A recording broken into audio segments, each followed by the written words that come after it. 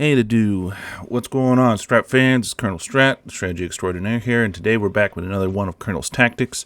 So today I'm going to be showing off the what I affectionately call a snare and nuke tactic. So what you need for this is basically just all you need is a wizard that has the net of Amantok. So like I have Teclis here, he has access to that spell. A light wizard will do just fine, or any wizard that can access the lore of light, or at least have that spell unlocked.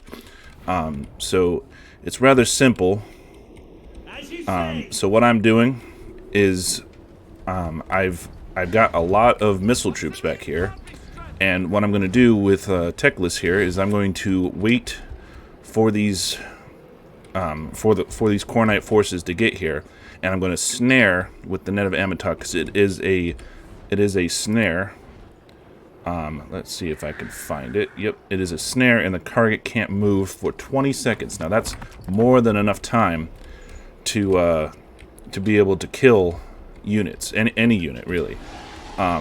So what we're effectively doing is we're snaring these forces. So I'm going to bait Scarbrand here to try to bait him to come right up the middle, and while he's snared, we're going to nuke him with our superior missile troops and just deny him any melee combat. And that this is the best way to deal with him and any melee faction. We're going to be doing a little cheeky Arcane Phoenix here to just try to get them to attack us so that they can move in. Teclis is just acting as the bait, but once they get within range, then we're going to snare them. And, you know, if they're not able to move, they're not going to be able to get into melee range and start attacking us. Now, of course, we can't stop the whole army. That would be foolish for the game, but we can stop the most high damage dealers like Scarbrand himself. Scarbrand and any high damage dealing hero or lord, this tactic will work perfectly on, and I guarantee you will give you a decisive victory, or even pull out a clutch victory just by eliminating that strong character. So he's getting closer. The army's moving in, but of course we won't be able to stop the whole army, but the army I've brought here is pretty good. Again, is just Khorne is probably the best one to do this on, because they don't have any missile troops. When enemy brings missile troops, it kind of defeats the purpose, because if they can't move but they can still fire at you, it doesn't mean they're stopped from firing missile fire. So we're starting to open fire on his main army, doing a little bit of damage. And now I'm casting on here, but it will still trap Scarbrand. And you see that net right there? So now I order the handmaidens up here, the Sisters of Avalorn, to go and attack Scarbrand and just launch all their missiles at him to nuke him down. See, he can't move, so he's just going to sit here and take the fire, and then he's already unstable, and he's going to die before he gets there. See, and there he goes, and just like that, you've dealt with the most damaging part of their army. Of course, I did lose one sister. They were stuck out in the open, but still did pretty well. And then we just have to deal with the rest of his army. Now, this tactic is really, really useful when you have like a very Scarbrand, Cetra,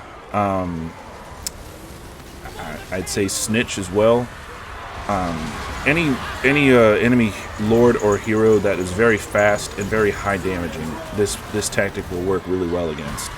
And you see, because they lost their hero, they're already starting to crumble, and his demonic units are starting to, you know, become unstable. And you know, yeah, the mortal units will stay around and give you a little bit of a tussle, but they're not really going to do much damage. They will have that debuff because we've sniped their lord early on. So this tactic is one I like to use a lot against again, melee heavy factions, or factions that have a lot of that rely heavily on their lord, like a vampire faction. This would be perfect on. Perfect on a vampire faction. Perfect on a chaos faction with, like, let's say we're facing Zinch, and Kairos is trying to, do some spells. But again, Kairos won't be as effective against this tactic. Won't be as effective against him because, yeah, he won't be able to run away, but he'll still be able to do stuff. Scarbrand, he wasn't able to do anything. So this tactic completely defeats Scarbrand or any melee-focused lord that has to get into the combat. Any lord like that, like a vampire lord, or that they have to get into melee combat to do a lot. Again, vampire lords, they'll still have a little bit of be able to do stuff because it won't stop them from casting, but it will stop them from fighting. So that was that was the Snare Nuke tactic. I hope this video allowed you guys to. I hope this video helped you guys again in your campaigns. Whether you're fighting Scarbrand here, or you're fighting another highly powerful melee hero or lord, this tactic is perfect to just snipe them off the battlefield, get them out of there. So that concludes our tactics video today. It's a bit of a short one because it's a very simple tactic, one I use all the time, and that's why I usually will pick a light wizard over something like a life wizard, even though life wizard healing's always good. I'll end up picking a light one because if I'm facing a very like Slaanesh, this is the bane of Slaanesh forces. Nakari, I've killed him many times with this. This is the bane of Slaanesh forces. It could be good against those two, Slaanesh and Khorne, but also the vampires, Skaven, pretty much anything that has a really heavy. It can be used on a unit too to snipe out a very heavy unit. Like, let's say you have a unit of like Chosen that you want to take down. You could just pin them there, snipe them down. And it really does